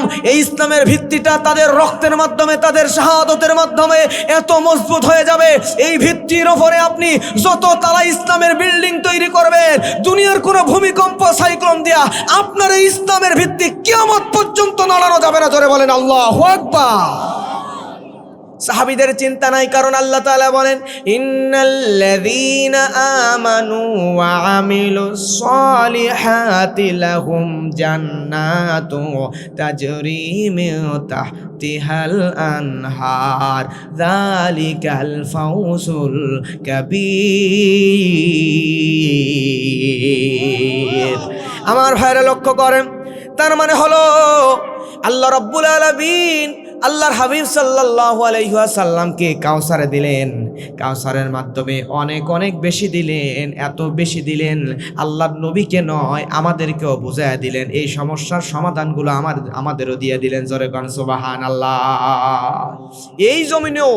এই জমিনও যদি বুঝেন আপনার উপর বিনা কারণে শুধুমাত্র কোরআনের জন্য, ইসলামের জন্য আপনার উপর হামলা হচ্ছে, মামলা হচ্ছে, আপনাকে জেলে পড়া হচ্ছে, আপনার উপর কষ্ট দেওয়া হচ্ছে, নির্যাতন করা হচ্ছে, বুঝবেন মায়ের সন্তান যখন প্রসবের সময় হয়ে যায়, সন্তান যত নিচের দিকে যায় মায়ের যন্ত্রণা তত বেড়ে যায়। আমাদের উপরে যত জুলুম আসবে, হামলা আসবে, মামলা আসবে, নির্যাতন আসবে, বুঝবেন তত তাড়াতাড়ি বাংলার পূর্ব দিগন্তে কালেমার পতাকা পক পক করে উঠবে। কথা বলেন ঠিক কিনা? কোন একদিন এদেশের আকাশে কালেমার পতাকা দুলবে, সেদিন সবাই কোরআনী বিধান পেয়ে দুঃখ বেদনা ভুলবে। নারায়ে তাকবীর। সবাই একটু বলেন আমার সাথে, কোন একদিন এদেশের আকাশে কালিমার পতাকা দুলবে, সেদিন সবাই কোরআনী বিধান পেয়ে দুঃখ বেদনা ভুলবে। সেদিন আর রবে না হাহাকার, অন্যায় জুলুম অবিচার, থাকবে না অনাচার, দুর্নীতি কদাচার, সকলেই শান্তিতে থাকবে। সেদিন সবাই কোরআনী বিধান পেয়ে দুঃখ বেদনা ভুলবে। একাকিনী রমণী নির্জন পথে যাবে, কোনো জন কটু কথা কবে না, কোনো জন পথে ঘাটে সম্পদের মোহে খুনার রাহাত জানি হবে না। সেই দিন আর নেই বেশি দূরে, আর কিছু পথ গেলেই মিলবে। সেদিন সবাই কোরআনী বিধান পেয়ে দুঃখ বেদনা ভুলবে। নারায়ে তাকবীর। আল্লাহ কবুল করুন, জোরে বলেন আমিন। আমার প্রিয় ভাইয়েরা লক্ষ্য করেন, এরপর আল্লাহ রাব্বুল আলামিন প্রথমে বললেন, কষ্ট হয় না আপনাদের? আর 10 মিনিট, 5 মিনিট, কয় মিনিট? 5 মিনিট থাকবেন? আচ্ছা, আলহামদুলিল্লাহ। আল্লাহ রাব্বুল আলামিন বলেন, ইন্না আ'তাইনাকাল কাউসার। আল্লাহ বলেন আমি আপনাকে কাউসার দান করলাম। এরপরে বলছেন ফাসল্লি লিরাব্বিকা রব্বিকা ওয়ানহার। জোরে বলেন আল্লাহু আকবার। এবার বুঝবেন ভালো করে, আল্লাহ প্রথমে বললেন আমি আপনাকে কাউসার দান করলাম। কাউসার বলতে আমি এতক্ষণ আপনাদেরকে বোঝালাম, আল্লাহ সুবহানাহু ওয়া তাআলা নবীজির দুনিয়ার তিনটা সমস্যা দূর করে দিলেন এবং আখিরাতে নবীজিকে হাউজে কাউসারের প্রতিশ্রুতি দিলেন। জোরে কোন সুবহানাল্লাহ। আমি যখন গ্রামে যাই, গ্রামে যাওয়ার পরে আমার ওই যে ছোট্ট ছোট্ট বাচ্চা আছে না, বাচ্চারা আমি গেলে আমার কাছে চলে আসে, দৌড়াদৌড়ি করে কাছে আসে। তো আমি গ্রামে যাওয়ার পরে যদি ছোটোখাটো কোনো কাজ করানো লাগে, মনে করেন পানির বোতল আছে দূরে, আমি বলতেছি বাবারে পানির বোতলটা নিয়ে আসো, সহজে কিন্তু বাচ্চারা আনতে চাইবে না। তো আমি করি কি, বাসায় যাওয়ার সময় পকেটে করে কিছু চকলেট নিয়ে যাই, কিছু ছোট চকলেট, কিছু বড় চকলেট। ছোট চকলেটটা হাতে দিয়ে আর বড়টা দেখাই, দেখানোর পরে যদি বলে ওই যে পানির বোতলটা নিয়ে আসো, সঙ্গে সঙ্গে এমন দৌড় দেবে, ওর যদি প্যান্ট খুলে পড়েও যায় তারপরেও দৌড়ে চলে যাবে। এবার নিয়ে আসছে, ধরেন যায় আস্তে আস্তে হাত পা পড়ে গেছে, কেটে গেছে, ছিলে গেছে, তারপর অরসটাই ওর মাথায় একটাই, আমার হাতে একটা ছোট চকলেট দিছে, ওইটা নিয়ে আসলে আবার বড় চকলেট দিবে। কথা বলেন ঠিক কিনা? প্রিয় ভাইয়েরা, আমার জন্য আল্লাহ রাব্বুল আলামিন তার হাবিবকে প্রথমে দুনিয়াতে 3টা সমস্যা নামক ছোট্ট চকলেট দিয়ে সমাধান করে দিলেন। আর হাউজে কাউসার, এইটা বড় হাউজে কাউসারটা নবীরে দেখালেন, আমাদেরকে দেখায়া দিলেন যে আল্লাহ তাআলা জানিয়ে দিচ্ছেন প্রথমেই কাজ করে নেওয়ার আগেই পূর্বে আল্লাহ তাআলা 2টা প্রতিশ্রুতি দিয়ে দিলেন। দুনিয়াতে কাসির কাসরা অনেক, আখিরাতে হাউজে কাউসার। এইটা দেওয়ার পরে আল্লাহ বললেন ফাসল্লি লিরাব্বিকা ওয়ানহার। বান্দারে এবার ছোট্ট 2টা কাজ তোমরা করবা। জোরে বলেন কয়টা? 2টা ছোট্ট কাজ করবে। 1 নম্বরে তোমরা নামাজ পড়ো। এবার আপনারা জ্ঞানী বিচক্ষণ মানুষ বলবেন কোরআনের মধ্যে নামাজের কথা আছে কয়বার? 82 বার। শুধুমাত্র আল্লাহ তাআলা এক জায়গায় বললেন ফাসল্লি লিরাব্বিকা ওয়ানহার, এক জায়গায় নামাজ পড়ো বললেন, বাকি 81 জায়গায় আকিমুস সালাহ ইউকিমুনাস সালাহ, নামাজ কায়েম করে কথা বললেন। জোরে কোন সুবহানাল্লাহ। তাহলে নামাজ নিজে পড়ার গুরুত্ব বেশি নাকি কায়েম করার গুরুত্ব বেশি? প্রিয় ভাইয়েরা আমার, তাহলে 1 নম্বর আমাদের কাজ হচ্ছে সমাজে নামাজ কায়েম করা। একা কায়েম করা যায় না। যেই মানুষগুলো কায়েমের পক্ষে, সমাজের মধ্যে দুর্নীতি অন্যায় অবিচার বন্ধ করতে চায়, এই আল্লাহওয়ালা মানুষদের পক্ষে সাপোর্ট দেওয়া, তাদের সঙ্গে থেকে এই সমাজটাকে পরিবর্তন করা আমাদের দায়িত্ব। কথা বলেন ঠিক কিনা? প্রিয় ভাইয়েরা আমার, লক্ষ্য করেন, তার মানে দুনিয়াতে আপনি জীবনে কোনোদিন কোনো গুনাহ করেন নাই, নামাজ পড়েছেন, রোজা করেছেন, হজ করেছেন, জাকাত দিয়েছেন, সব আমল ইবাদত করেছেন, তারপরও কিয়ামতে হাসরের ময়দানে আপনাকে টানতে টানতে জাহান্নামের দিকে নেওয়া হবে। আপনি বলবেন আমারে কেন জাহান্নামে নেওয়া হচ্ছে? সঙ্গে সঙ্গে আপনাকে বলা হবে দুনিয়াতে তুমি কোনো অন্যায় করো নাই, কিন্তু যখনই নির্বাচনের সময় আসছে এমন একজন মানুষকে তুমি সমর্থন দিছ, ভোট দিছ, যেই মানুষটা তোমার সমর্থনে নেতা হয়া জনগণের চাল ডাল টাকা পয়সা লুট করে খাইছে, জনগণের টাকা খাইছে, জনগণের উপর জুলুম করছে, নাচ গান অর্ধ উলঙ্গ ভ্যারাইটিসের আয়োজন করেছে, এই সমস্ত অন্যায় অবিচার তোমার সমর্থনের কারণে নেতা হয়ে করেছে, সে যা গুনাহ করেছে সম্পূর্ণ গুনাহ তোমার আমলে দেয়া, তার সঙ্গে তোমার জাহান্নামে দেওয়া হবে। কথা কোন ঠিক কিনা?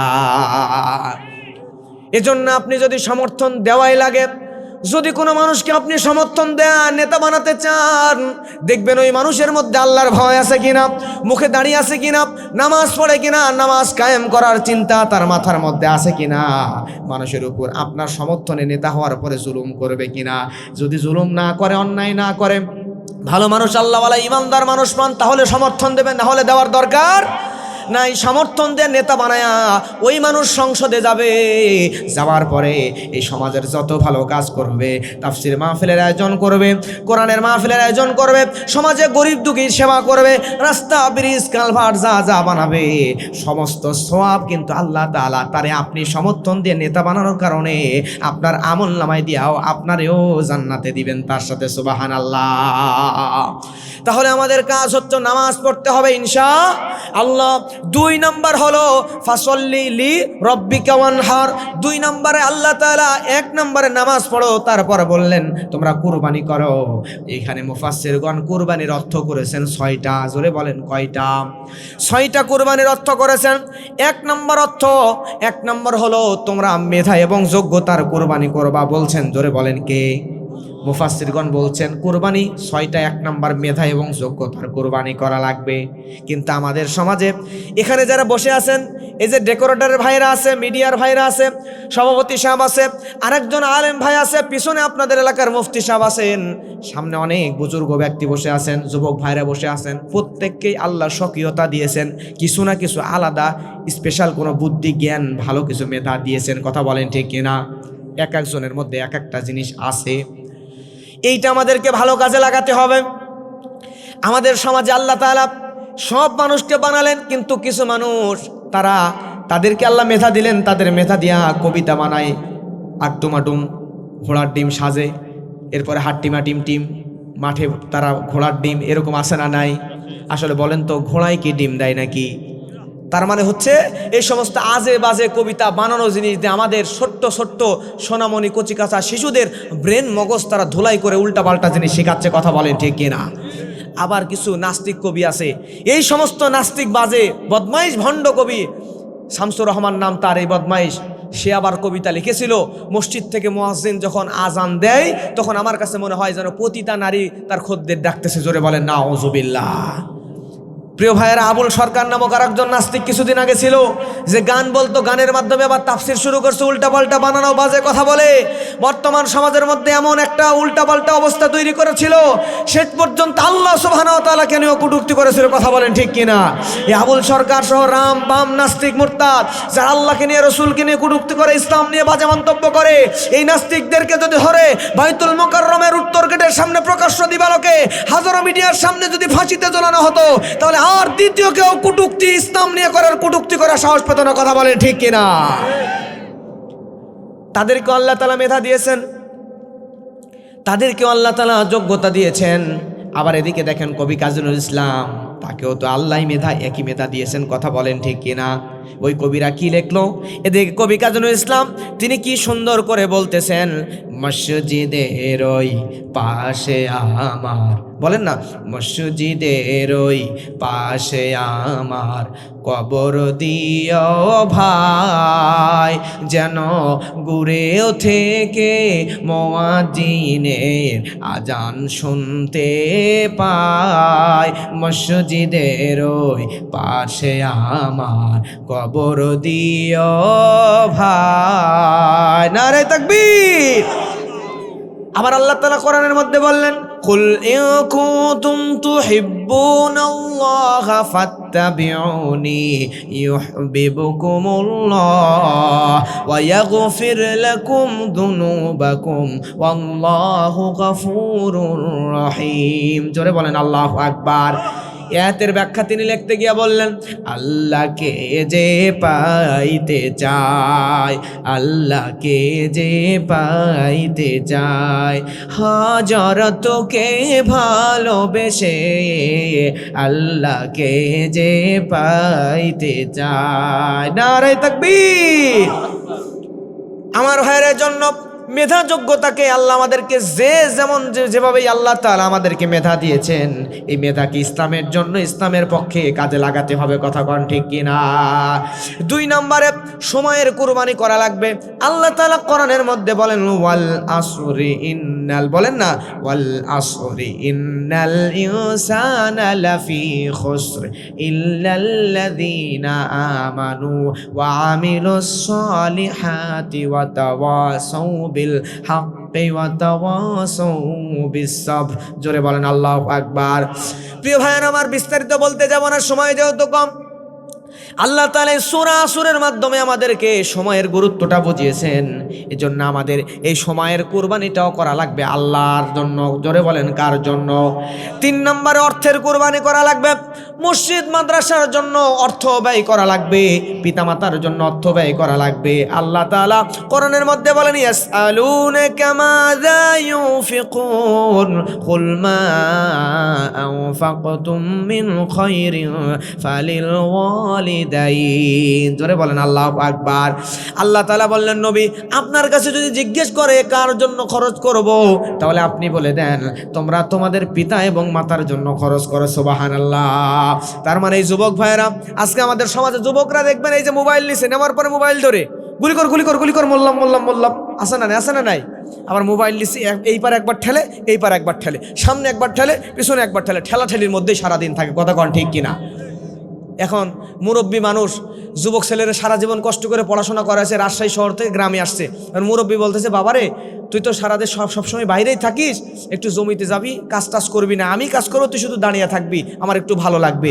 এই মুরব্বী একবার দুইবার বলছে যে মোবাইল ঠেলতে ঠেলতে বলছে, যাও তো, এত টাকা লাগে।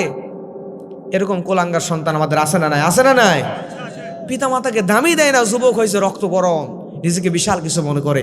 অথচ ওই বাবা, এইখানে মুরব্বীরা বসে আছে, যুবক ভাই তোমাদেরই বাবা চাচা বসে আছে, জিজ্ঞেস করো এই মুরব্বীরা সারাটা জীবন মাথার ঘাম পায়ে ফেলে পরিশ্রম করেছে, বাড়ি গাড়ি সম্পদ করেছে, নিজের জন্য নয়, তোমাদের জন্য। কথা বলেন ঠিক কিনা? এত কষ্ট করলো তোমাদের জন্য, আজকে শেষ বয়সে বাবা মা কিচ্ছু চায় না, তারা চায় আমার সন্তান একটু আমাকে সময় দিবে, আমার সাথে কথা বলবে। কিন্তু তোমার বাবা মা সারা জীবন তোমার জন্য এত কিছু করলো, বৃদ্ধ বয়সে তুমি একটু বাবা মাকে সময় পর্যন্ত দাও না। কথা বলেন ঠিক কিনা? এই যে শীতের দিন বাজারে যাবা যুবক ভাই, যা তোমার যা সামর্থ্য আছে একটা সিদ্ধ ডিম কিনে আনো, একটা বেদানা কিনো, অথবা চাইনা কমলা কিনে একটু বৃদ্ধ বাবার কাছে আসো, মায়ের কাছে আসো, বৃদ্ধ বাবা আর মায়ের মুখে একটু উঠাইয়া দাও, দেখবা তোমার বাবার মা ওইটা মুখের মধ্যে নিয়ে যদি একটু মুস্কি হাসি দিয়ে দেয়, বিশ্বাস করো যুবক ভাই, তোমার বাবার মা চোখের পানি আর মুখের মধ্যে মুস্কি হাসি দেবে, আনন্দ আর কষ্ট একসঙ্গে নিয়ে, তোমার ভালোবাসা নিয়ে এমন তোমার জন্য দোয়া করে দিবে। কোটি কোটি টাকার মালিকরা যে প্রশান্তি পায় না, তোমার বাবা মায়ের মনের দোয়ার কারণে তুমি তার চাইতে বেশি প্রশান্তি মনের মধ্যে পাবা। জোরে কোন আল্লাহু আকবার। একটু বাবা মাকে সময় দিবা। তোমাদের কাছে বাবা মা কিছুই চায় না, বাবা মাকে একটু সময় দিবা, সম্মান করবা, তোমার দুনিয়া চেঞ্জ হয়ে যাবে। আজকে যুবকরা মোবাইল নিয়ে পাগল, মোবাইলের পিছনে পাগল, সুন্দরী মেয়ে, প্রেম ভালোবাসা, এগুলোর পিছনে পাগল। কিন্তু আমি বলি আল্লাহ তোমারে বানিয়েছে কেন যুবক ভাই? তুমি ওই সুন্দরী মেয়ের পিছনে দৌড়ায় লাভ নাই, সময় আসলে ওই মেয়েটা তোমার লাথি দিয়ে দূরে সরায় দিবে। কিন্তু আজকে যদি তুমি তোমার আল্লাহ বলছেন ওমা খলাকতুল জিন্না ওয়াল ইনসা ইল্লা লিয়াবুদুন, আল্লাহ ইবাদতের জন্য বানিয়েছে। তুমি যদি আজকে কোরআনকে সময় দাও, মসজিদে সময় দাও, তোমার পিতা মাতার সঙ্গে ভালো আচরণ করো, তোমার ক্যারিয়ারের প্রতি তুমি যদি মনোযোগ দাও, সময় একদিন আসবে যেই মেয়ের পেছনে তুমি দৌড়াছো, তোমার মুখে লাথি দিছে, সেই দিন তোমার নিজের ক্যারিয়ারের পেছনে তুমি দৌড়ালে সময় আসবে ওই মেয়ে না, ওই মেয়ের 14 গোষ্ঠী তোমার পিছনে দৌড়াবে। কথা বলেন ঠিক কিনা? এই জন্য বাবা মাকে সময় দাও, বাবা মাকে ভালোবাসো, বাবা মা দোয়া করলে দুনিয়া তোমার হয়ে যাবে। আর বাবা মা যদি তোমার সাথে তোমার উপরে রাগান্বিত হয়, পুরো দুনিয়া তোমার জন্য শেষ, তো দুনিয়াতেও তুমি লাঞ্ছিত হওয়া, মৃত্যুর পর জাহান্নামের মধ্যে যাওয়া লাগবে। কথা বলেন ঠিক কিনা? প্রিয় ভাইয়েরামের জন্য বাবা মার জন্য খরচ করবেন, মসজিদ মাদ্রাসা মাহফিলের জন্য খরচ করবেন। 4 নম্বর, পরিবারের মানুষদেরকে ইসলামের কাজে লাগাবেন, দ্বীনের কাজে লাগাবেন, এবং ভালো এবং খারাপ কাজের জিজ্ঞাসা করবেন পরিবারের সদস্যদের। 5 নম্বর কোরবানি হলো, যদি প্রয়োজন হয়, কুল ইন্না সলাতি ওয়া নুসুকি ওয়া মাহইয়ায়া ওয়া মামাতি লিল্লাহি রাব্বিল আলামিন। আমার জীবন, আমার মরণ, বলেন না, শেষ করে দিব, জোরে বলেন, আমার জীবন, আমার মরণ, আমার বান্দেগি কবুল কর, কবুল কর ইয়া ইলাহি আমার বান্দেগি, আমার জিন্দেগি। আল্লাহ কবুল করুক, জোরে বলেন আমিন। 6 নম্বর, জীবনের সমস্ত কাজ করতে হবে কাকে খুশি করার জন্য? আরো জোরে বলেন, কাকে খুশি করার জন্য? জীবনের সমস্ত কাজ, ঘুম থেকে ওঠার পর থেকে ঘুমানো পর্যন্ত যা করবেন সব করবেন কাকে খুশি করার জন্য? মুরব্বীরা যখন বাজারে যাবেন, দোকানে যাবেন, চায়ের স্টলে গেলেই আমরা গিবতের আড্ডায় বসে যাই, গিবত করা শুরু করি। কথা কন ঠিক কিনা? কিন্তু ওই জায়গায় যায় দেখতেছেন 3 জন গিবত করতেছে, আপনি ওখানে বসবেন, বসে আপনি সুবহান আল্লাহ, আলহামদুলিল্লাহ, আস্তাগফিরুল্লাহ পড়বেন। আপনি যদি বারবার আস্তাগফিরুল্লাহ বলেন, তাহলে ওই জায়গায় গিবত চলবে নাকি বন্ধ হবে? বন্ধ হয়ে যাবে। সবাই একটু বলেন আস্তাগফিরুল্লাহ, একটু জোরে বলেন আস্তাগফিরুল্লাহ। সবাই পেলে সুবহান আল্লাহ, আলহামদুলিল্লাহ, আস্তাগফিরুল্লাহ, আল্লাহু আকবার বলবেন। কোরআনটাকে একটু বের করে পড়বেন, আল্লাহ তাআলা আমাদের জীবনকে পরিবর্তন করে দেবে। কথা বলেন ঠিক কিনা? সমস্ত কিছু আল্লাহর জন্য করতে হবে। দুনিয়াতে আল্লাহ পাঠিয়েছেন আল্লাহর ইবাদতের জন্য, অন্য কোনো কাজের জন্য না। যেটাই করবেন সেটা ইবাদতের মাধ্যমেই যেন হয় ইনশাআল্লাহ। আপনাদের কষ্ট দিয়ে ফেললাম প্রিয় ভাইরা। আপনারা বাংলাদেশের বিভিন্ন জেলায় আমি যাই, তো কোরআন হাদিস ছাড়া বিভিন্ন জায়গায় দেখি কিস্সা কাহিনী, বাজে গল্প ছাড়া মানুষ যে বসতে চায় না। কিন্তু আপনাদের এলাকার মানুষ, আহারে সোনার মানুষগুলো, শুধুমাত্র কোরআন হাদিস শুনে কিস্সা কাহিনী, বাজে গল্প ছাড়াই ঘন্টার পর ঘন্টা, এত কুয়াশা, এত শীতের মধ্যেও এত কষ্ট করে বসে থাকতে পারে শুধু কোরআন শোনার জন্য। আপনাদেরকে না দেখলে হয়তো আমি বুঝতাম না। আল্লাহ সুবহানাহু ওয়া তাআলা এই সোনার মানুষগুলোকে একসাথে জান্নাতের মেহমান হিসেবে কবুল করুক। জোরে বলেন আমিন।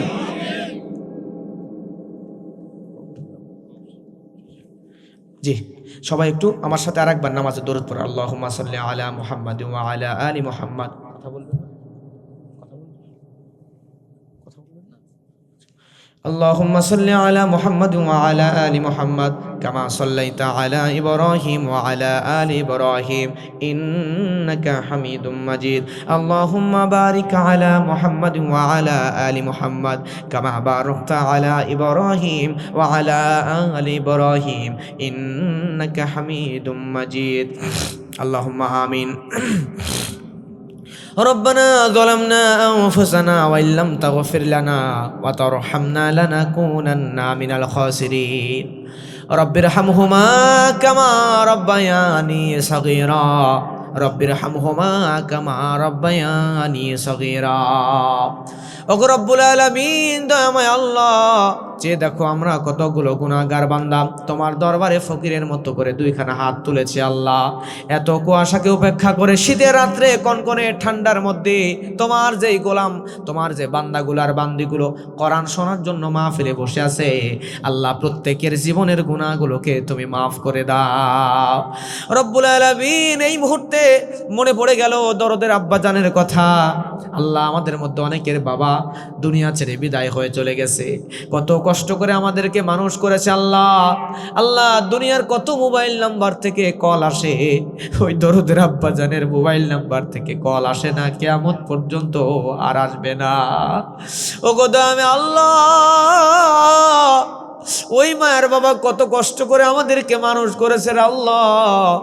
ঢাকার গুলিস্তানের মধ্যে পুরোনো জুতার দোকান দেখা যায়, ওই দোকানের মধ্যে শিশু বাচ্চাদের জুতা নাই, মহিলাদের জুতা নাই, যুবকদের জুতা নাই, শুধুমাত্র মুরব্বীদের পুরোনো জুতা কিনতে পাওয়া যায়। তার মানে এই সমাজের কত কত মুরব্বীরা পুরোনো জুতা পরে, পুরোনো জামা পরে নিজে চলে, কিন্তু আমরা সন্তানদেরকে নতুন নতুন দামি দামি জামার জুতো কিনে দিছে রে আল্লাহ।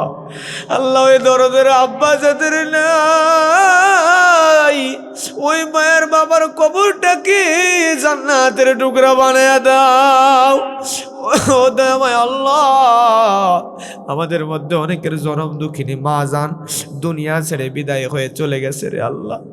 আল্লাহ ওই মা কত কষ্ট করে হাঁসের ডিম বিক্রি করে, মুরগির ডিম বিক্রি করে, নিজে পুরানা ছিঁড়া শাড়ি পরে আমাদেরকে নতুন জামা পরাইছে, ভালো খাওয়াইছে, ভালো করে পড়ালেখা করাইছে রে রব্বুল আলামিন। ওই মা যাদের দুনিয়াতে নাই, ওই মায়ের কবরকে তুমি জান্নাতের টুকরা বানায় দাও দয়াময় আল্লাহ। আজকের মাহফিলের আয়োজন যারা করলো, আমার যে যুবক ভাইয়েরা, আমার কামরুল ভাই সহ নাম না জানা যুবক ভাইরা মুরব্বীদের সহযোগিতায় এত সুন্দর জান্নাতের বাগানের আয়োজন করলো, আল্লাহ তাআলা এই মাহফিলটাকে তুমি কবুল আর মঞ্জুর করে নাও, তাদের জীবনের গুনাহ মাফ করে দাও। আজকের মাহফিলের সভাপতি সাহেবকে কবুল করে নাও, আয়োজক কমিটিকে কবুল করে নাও। আমার খান ভাই মিনুল ভাই কত সুন্দর করে কোরআন হাদিস থেকে আলোচনা করলো, আল্লাহ তাকেও তুমি দিনের পরিপূর্ণ খেদমতে কবুল করে নাও। আমার ডানে বামে সামনে পিছনে বসা প্রত্যেকটা মানুষকে জান্নাতি মানুষ হিসেবে কবুল করে নাও গো রব্বুল আলামিন। সামনে বসে যারা আমিন আমিন করতেছে, জানি না কার মনের মধ্যে কি আশা কি চাওয়া পাওয়া, তুমি তো অন্তর্যামী, সব জানো। তুমি সকলের মনের নেক মাকসুদকে কবুল আর মঞ্জুর করে নাও গো রব্বুল আলামিন। আমাদের মধ্যে যারা অভাবী অভাবকে দূর করে দাও, যারা ঋণগ্রস্ত ঋণকে পরিশোধ করার তৌফিক দান করে দাও আল্লাহ, যারা অসুস্থ সুস্থতা দান করে দাও আর রব্বুল আলামিন যারা পরীক্ষার্থী পরীক্ষার ভালো রেজাল্ট করার তৌফিক দান করে দাও আল্লাহ তাআলা। তুমি আমাদেরকে জাহান্নামের আগুনের মধ্যে পুড়ায় না, ওই জাহান্নামের আগুন আমরা সহ্য করতে পারবো না। আল্লাহুম্মা আজিরনা মিনান নার, আল্লাহুম্মা আজিরনা মিনান নার, আল্লাহুম্মা জিদনা ওয়ালা তাওকুসনা ওয়া আকরিমনা ওয়ালা তুহিন্না ওয়া আতিনা ওয়ালা তাহরিমনা ওয়া আথিরনা ওয়ালা তুসির আলাইনা ওয়ারদিনা ওয়ারদা আন্না। রব্বুল আলামিন নির্বাচন আসতেছে, নির্বাচন আসলে দেশে মারামারি কাটাকাটি হানাহানি খুনাখুনি শুরু হয়ে যায়, আমরা আর হানাহানি মারামারি দেখতে চাই না। রব্বুল আলামিন আগামীতে যেন কোনো রকম সমস্যা তৈরি না হয় তার তৌফিক দান করে দাও। যাদের হাতে এই দেশটাকে তুমি নিরাপদ মনে করো, ইসলামকে নিরাপদ মনে করো, তাদের হাতেই তুমি এই দেশের দায়িত্বটা তুলে দাও রব্বুল আলামিন। যে যে দল করে না কেন সবাই তো আমাদের ভাই, আল্লাহ সবাইকে তুমি বোঝার তৌফিক দান করে দাও, হেদায়েত দান করে দাও, আমাদেরকে একসঙ্গে তুমি জান্নাতের মেহমান হিসেবে কবুল করে নিও রে আল্লাহ। রব্বানা আতিনা ফিদ দুনিয়া হাসানাতুম ওয়া ফিল আখিরাতি হাসানাতুম ওয়া কিনা আযাবান নার। রব্বানা তাকাব্বাল মিন্না ইন্নাকা আনতাস সামিউল আলিম ওয়া তুব আলাইনা ইন্নাকা আনতাত তাওয়াবুর রহিম। আখির কালামিনাল ইনদাল মাউতি লা ইলাহা ইল্লাল্লাহু মুহাম্মাদুর রাসূলুল্লাহ।